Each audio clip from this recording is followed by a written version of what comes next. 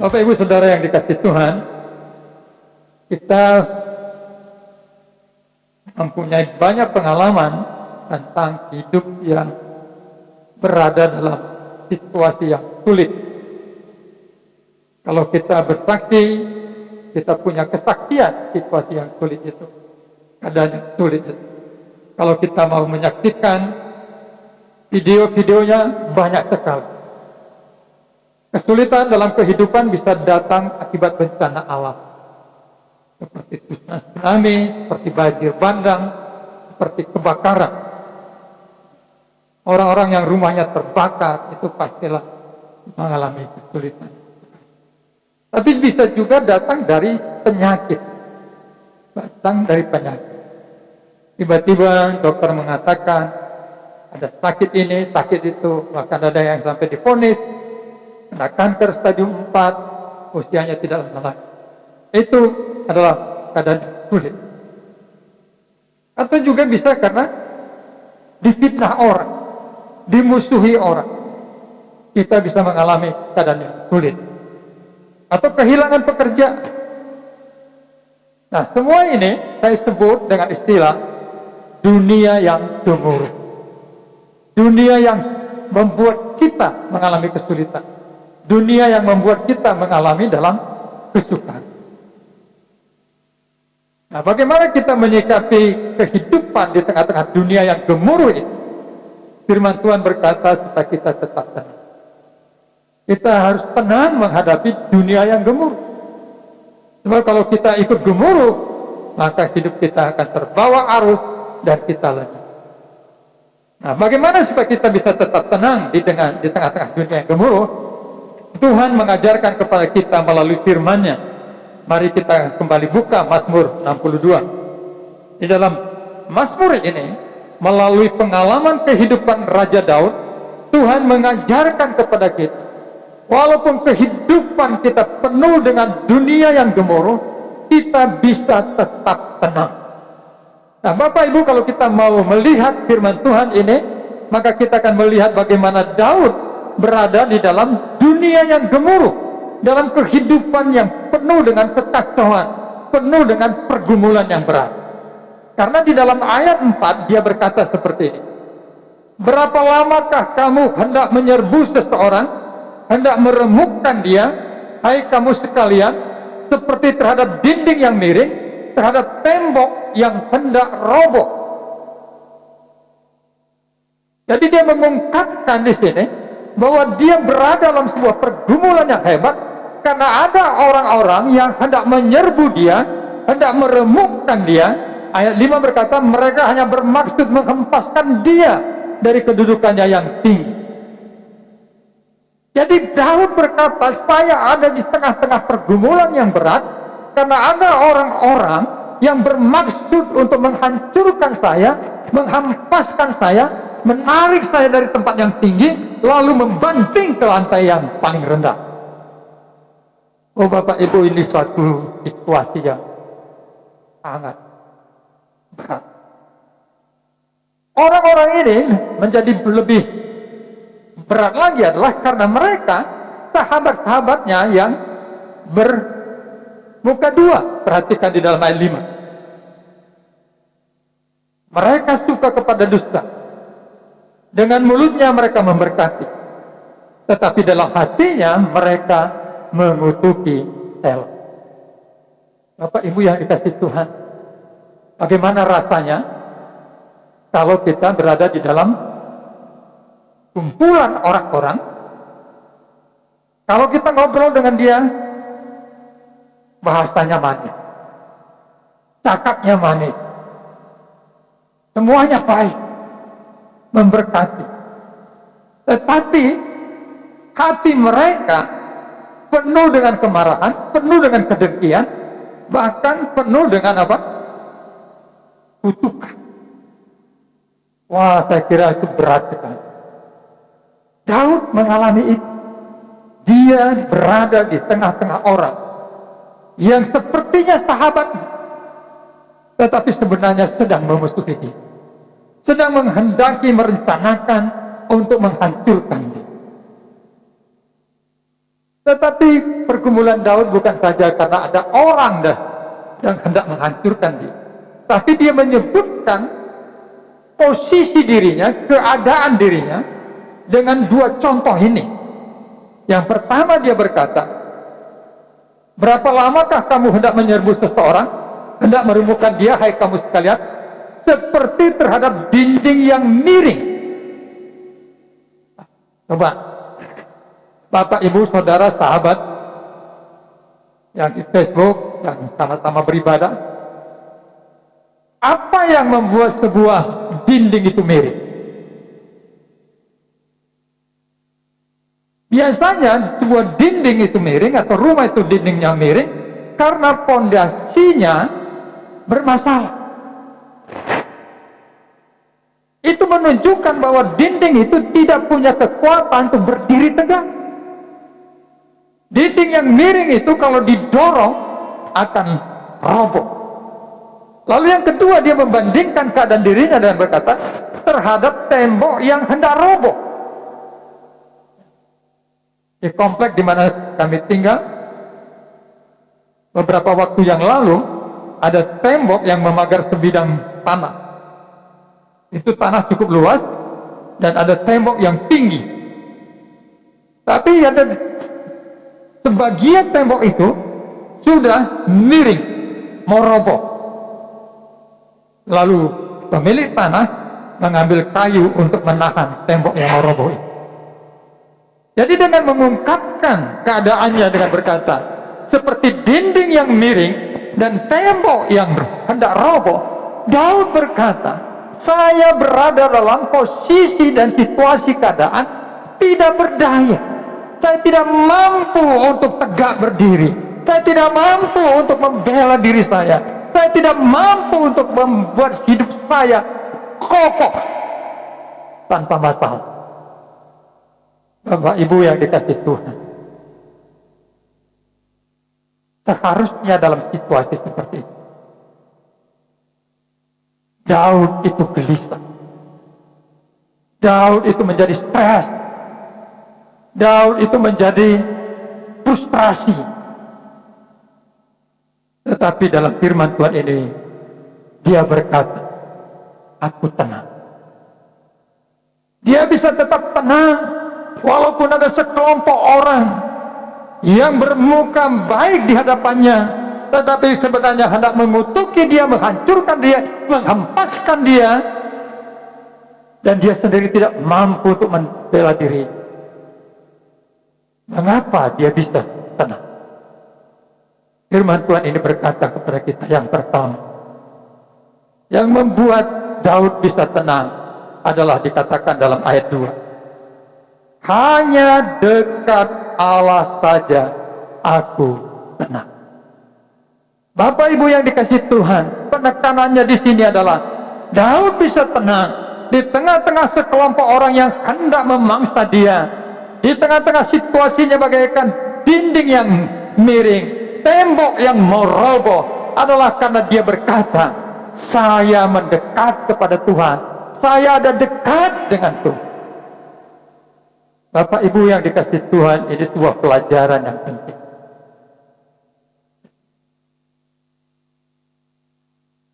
Seorang anak kecil, ketika dia ketakutan, yang selalu dia lakukan apa, Bapak Ibu? Dia cari siapa? Cari orang tuanya. Dia cari ayahnya, dia cari ibunya. Dia berkata, mama tolong saya, mama tolong. Lalu ketika mamanya datang, mengangkat dia, memeluk dia, dia masih takut? Tidak, dia jadi tenang. Saya kira itu yang dilakukan Daud. Di tengah-tengah situasinya yang begitu menakutkan itu, situasinya yang begitu buruk, situasinya yang begitu hebat persoalan, dia mendekat kepada Allah. Dia dekat kepada Allah. Nah, Bapak Ibu yang dikasih Tuhan, dalam pengalaman saya sebagai seorang percaya, pengamatan saya sebagai orang pendeta, ada banyak orang Kristen ketika mengalami pergumulan, ketika ada masalah yang besar, ketika dunianya bergemuruh dengan hebat, dia tidak lari dan mendekat kepada Tuhan, tetapi dia malah lari menjauh daripada Tuhan, sehingga dia tidak mendapat ketenangan. Bapak Ibu yang dikasihi Tuhan, firman Tuhan ini berkata, walaupun orang-orang di sekelilingku bermaksud jahat kepadaku, kata Daud, dan aku sendiri keadaanku seperti dinding yang miring, tembok yang mau roboh, tetapi aku tetap tenang karena aku dekat dengan Allah. Saudara-saudara, mengapa dia mendekat kepada Allah? Dia menyebutnya dengan alasan seperti ini. Karena dari Allah lah keselamatanku. Karena Allah lah gunung batuku dan keselamatanku. Allah lah kota bentengku. Aku tidak akan goyah. Bapak Ibu yang dikasihi Tuhan, tempat perlindungan sejati itu hanya Tuhan. Beberapa tahun yang lalu, Gunung Merapi yang ada di Jawa Tengah, yang tidak terlalu jauh dari kota Yogyakarta, bererupsi. Nah, sebelum gunung itu erupsi, maka sudah ada dibuat tempat-tempat pelarian atau tempat di mana masyarakat bisa mengungsi ke tempat itu, berlindung ke tempat itu supaya tidak kena lahar atau kena awan panas. Nah, salah satu yang dibuat adalah dibuat bunker, ya, bunker. Tahu ya bunker? Tanah yang digali, dibeton, lalu di atasnya ditutup, hanya ada pintu kecil yang bisa dibuka, dan supaya begitu lahar lewat, orang bisa selamat. Perhitungannya seperti itu. Tetapi dalam peristiwa itu, yang terjadi adalah ketika ada erupsi, orang-orang lari menjauh, tetapi ada tim penyelamat. Mereka masuk ke dalam bunker itu dengan harapan aman di dalam bunker itu, tempat perlindungan itu. Tetapi awan panas itu begitu panasnya, luar biasa. Dan namanya awan, saudara-saudara, hawa udara yang panas. Lubang sekecil apapun dia akan bisa masuk. Tim penyelamat dari satu lembaga di Jakarta ini akhirnya tewas. Tempat perlindungan yang dibangun oleh manusia itu tidak bisa memastikan keselamatan kita. Hanya di dalam Tuhan saja kita bisa memastikan kita aman, kita terlindung, kita terpelihara. Karena itu Daud berkata, walaupun dunia di sekelilingku itu bergemuruh dengan hebat, aku tenang karena aku dekat dengan Allah. Mari kita di tengah-tengah dunia yang bergemuruh ini, di tengah-tengah pandemi COVID-19 yang katanya sudah menurun, tetapi juga ada berita yang mengatakan ada COVID jenis baru yang lebih ganas. Kita boleh tetap tenang. Karena apa? Karena kita ada dekatnya. Karena perlindungan kita hanya satu, yaitu batu karang yang teguh, Tuhan kita Yesus Kristus. Dialah perlindungan. Mari kita tenang, karena kita dekat dengan Allah. Tapi yang kedua, mengapa Daud dalam firman Tuhan ini dikatakan bisa tenang di tengah-tengah dunianya yang bergemuruh, adalah karena dia menjadikan Tuhan tempat mencurahkan hati. Mari kita baca sama-sama ayat 9. Kita baca sama-sama ayat 9. 1, 2, 3. Percayalah kepadanya setiap waktu, hai umat, curahkanlah isi hatimu di hadapannya. Allah ialah tempat perlindungan kita. Bapak Ibu yang dikasih Tuhan, kata Selah itu punya arti stop dan renungkan. Itu arti. Jadi ketika Mazmur ini sudah dibacakan ayat 1 sampai 5, bahwa hanya dekat Allah saja kita bisa tenang. Stop, renungkan. Nah, lalu yang kedua, bahwa ketenangan itu bisa kita peroleh karena kita bisa mencurahkan isi hati kita kepada Tuhan.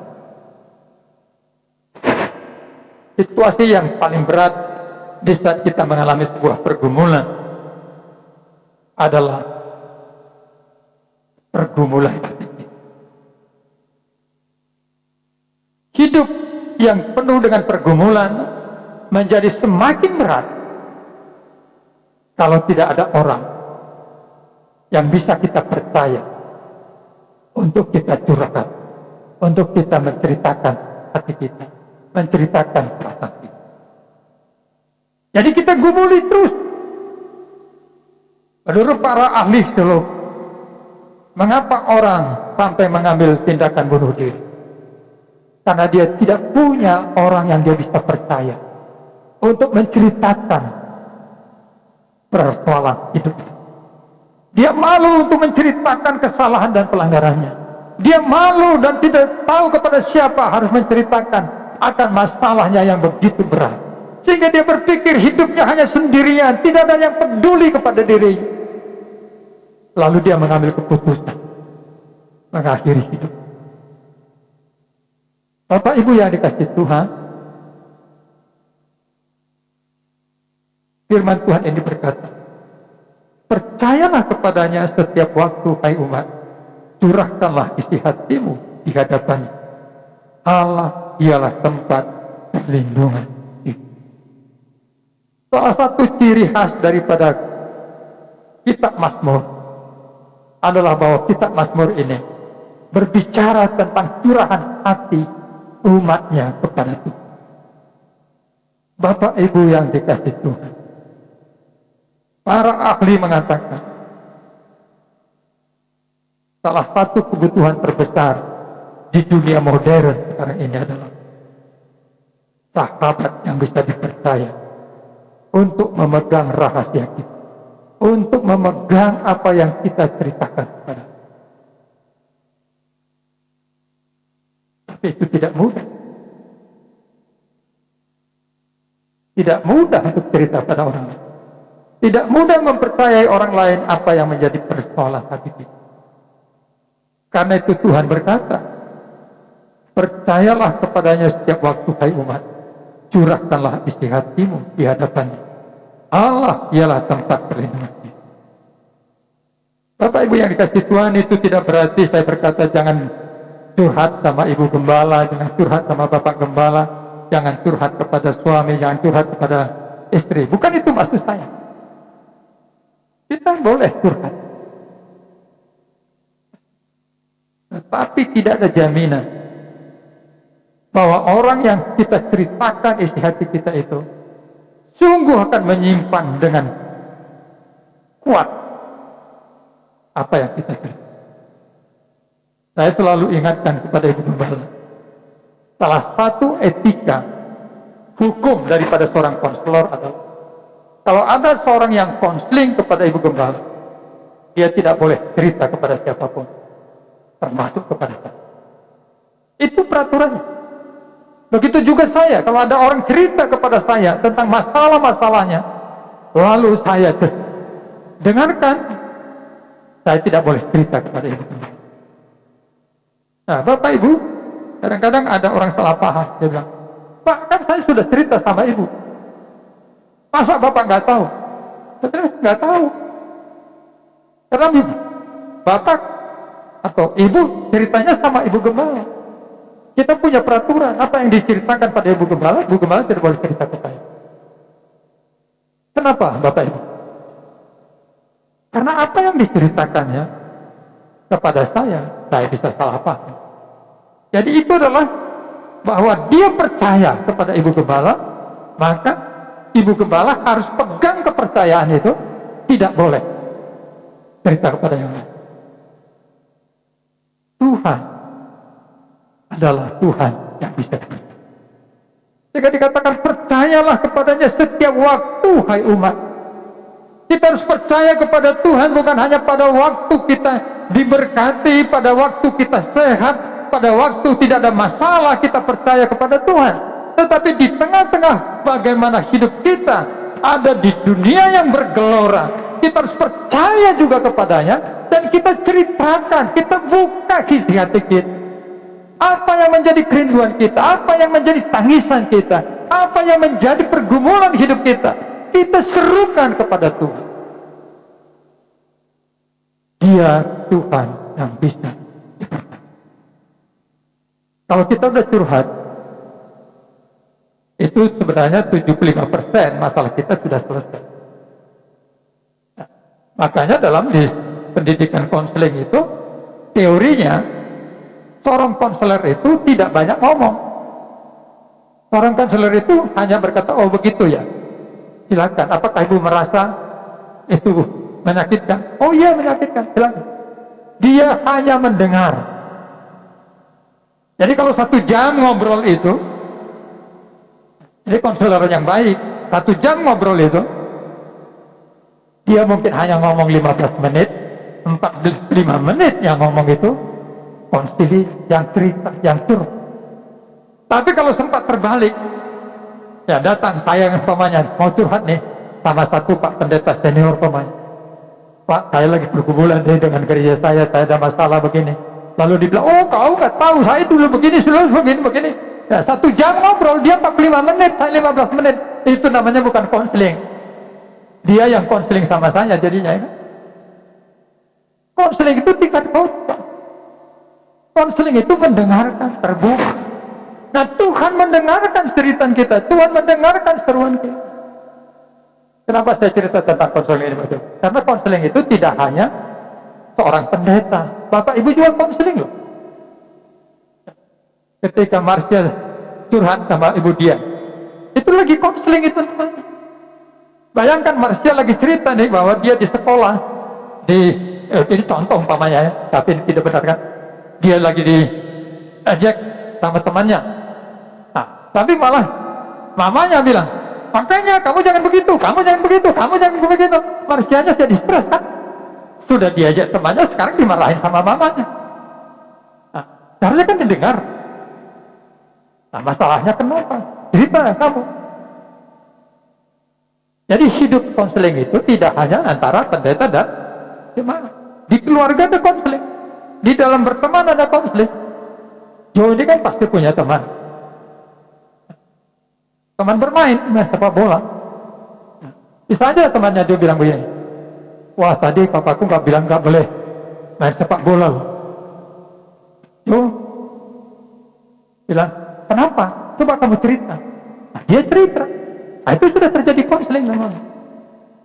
Jadi percakapan kita dengan orang lain itu sebenarnya adalah sebuah konseling. Karena itu maka kita harus percaya kepada orang. Kalau kita cerita pada orang itu, kalau kita tidak percaya, jangan ceritakan pergumulan kita. Nah, Bapak Ibu yang kasih Tuhan, Tuhan adalah Tuhan yang siap mendengar isi hati kita. Dia tidak pernah menganggap rendah orang yang datang dengan hati yang hancur kepada. Dia menerima orang yang datang dengan hati yang hancur. Dan yang ketiga, Mazmur ini atau Daud tenang di tengah-tengah dunia yang bergemuruh dalam hidupnya, karena dia meyakini dua kebenaran yang dikatakan dalam ayat 12-13. Satu kali Allah berfirman, dua hal yang aku dengar, bahwa kuasa dari Allah asalnya, dan daripadamu juga kasih setia ya Tuhan, sebab engkau membalas setiap orang menurut perbuatan. Daud meyakini kuasa dan kesetiaan itu adalah sifat Allah yang hakiki. Kedua ini, fakta ini, kuasa dan kasih setia itu ibarat selembar uang. Uang 100.000 hanya bernilai kalau kedua sisinya ada gambarnya. Kalau di satu sisi itu hanya gambarnya, sisi yang lain kosong, uang itu tidak bernilai, tidak bisa dipakai untuk jajan, tidak bisa dipakai untuk membeli apapun. Tapi kalau uang 100.000 itu, sisi yang satu ada sebagaimana seharusnya, sisi yang satu lagi ada juga sebagaimana seharusnya, uang itu bernilai. Begitu juga dengan kuasa dan kesetiaan Tuhan. Saya mau contohkan Bapak Ibu, kalau Tuhan adalah Tuhan yang berkuasa, sanggup melakukan segala sesuatu, sanggup membuat mujizat-mujizat yang dahsyat, tetapi dia tidak setia, saudara tidak akan mengalami mujizat. Kalau kasih setia tidak dimiliki Tuhan, tapi dia adalah Tuhan yang maha kuasa, yang mampu membuat yang tidak mungkin menjadi mungkin, mampu melakukan mujizat, bisa menyembuhkan penyakit yang kata dokter tidak bisa sembuh, tapi tidak punya kasih setia. Dia bisa menjadi otoriter, sewenang-wenang, atau dia bisa menjadi acuh tak acuh, tidak peduli.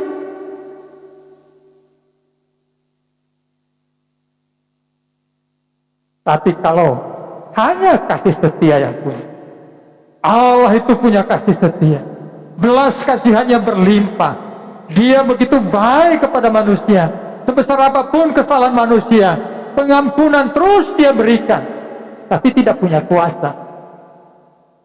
Itu sama seperti kita besuk teman kita yang lagi sakit di ruang ICU, kita kasihan, kita mau tolong dia, kita ingin dia sembuh, hati kita penuh kasih kepada dia, tapi nggak punya kuasa. Bisa menolong nggak? Bisa menolong. Tapi kalau Tuhan adalah Tuhan yang penuh kasih setia, kegagalan-kegagalan kita itu tidak diperhitungkan Tuhan. Dia mengasihi kita, mengampuni kita, dia tetap menerima kita, lalu dia juga punya kuasa, maka dia akan menolong kita, menyelamatkan kita, melindungi kita. Ini yang membuat Daud berkata, saya tenang. Saya tahu Tuhan saya adalah Tuhan yang punya kuasa yang tidak terbendung, kuasa yang tidak terbatas, dan dia juga sekaligus Allah saya, yang menjadi tempat perlindungan saya, gunung batu saya, adalah Allah yang penuh kasih setia. Walaupun saya telah gagal, walaupun saya telah jatuh, tapi ketika saya datang kepada dia, tangannya tetap terbuka untuk menyambut saya, dia terbuka untuk menerima saya, dia terbuka untuk mengampuni saya. Kasih setia Tuhan tidak terbatas, kuasanya tidak terbatas, menyatu hingga menjadi Tuhan sumber perlindungan, gunung batu yang tidak bisa diroboh. Bapak Ibu yang kasih Tuhan, inilah yang membuat Daud tenang. Walau dunianya bergemuruh, dia bisa tenang, karena dia berkata, saya dekat. Saya bisa curhat kepada Tuhan, dan saya tahu Tuhan saya, Tuhan yang punya kuasa dan kasih setia, yang akan menolong saya, menyelamatkan saya, membawa saya kepada kemenangan lepas kemenangan. Apa yang menjadi pergumulan Bapak Ibu hari ini? Apa yang membuat saudara gelisah hari ini? Jika saudara gelisah hari ini, coba tanya, apakah engkau dekat dengan Tuhan hari ini? Apakah engkau punya hubungan yang akrab dengan Tuhan? Apakah engkau punya hubungan yang intim dengan Tuhan? Apa yang engkau gelisahkan? Ceritakan kepada Tuhan. Datang kepada dia berlutut. Utarakan isi hatimu. Percayalah kepada dia setiap waktu. Biar air matamu mengalir. Kalau perlu kau berteriak, minta kepadanya. Ceritakan pergumulan. Supaya engkau tenang. Supaya engkau tidak gelisah. Supaya engkau tidak khawatir. Yakinlah, Allahmu yang kau sembah yaitu Tuhan Yesus Kristus adalah Tuhan yang sanggup melakukan yang tidak mungkin menjadi mungkin, tetapi dia juga adalah Tuhan yang penuh kasih setia. Karena itu dia berkata, hai kamu semua yang letih lesu dan berbeban berat, datanglah kepadaku, maka aku akan memberikan kelegaan kepadamu, dan jiwamu pun tenang. Saudara mencari ketenangan? Terima firman Tuhan. Jangan beli obat, tapi datang kepada Tuhan. Dekatkan dirimu pada Tuhan. Curahkan isi hatimu pada Tuhan. Percayai Tuhan adalah Tuhan yang penuh kasih setia dan kuasa. Kita berdoa.